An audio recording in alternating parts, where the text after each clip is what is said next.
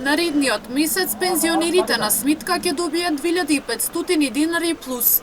Премиерот Христијан Мицковски денес, одговарајќи на новинарско прашање, посочи дека законот за линеарно зголемување на пензиите е во подготовка, што значи пензионерите ќе го добијат ветеното покачување од 5000 денари.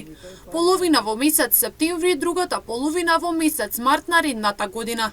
Дециден е дека дополнително ќе се одлучува согласно буџетот какво ќе биде следното согласување на пензиите.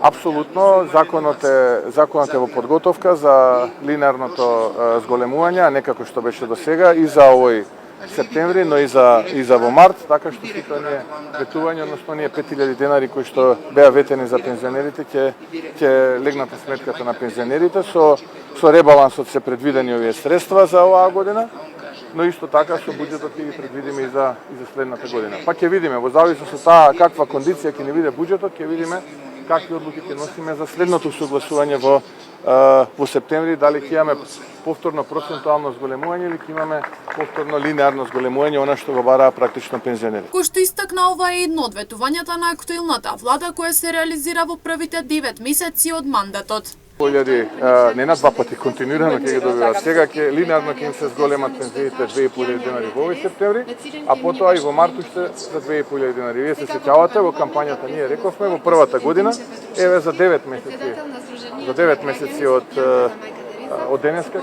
мислам за 9 месеци од формирањето на новата влада, тоа ветување ќе биде во целост исполнено. Пензионерите предходниот период на улица ги бараа своите права.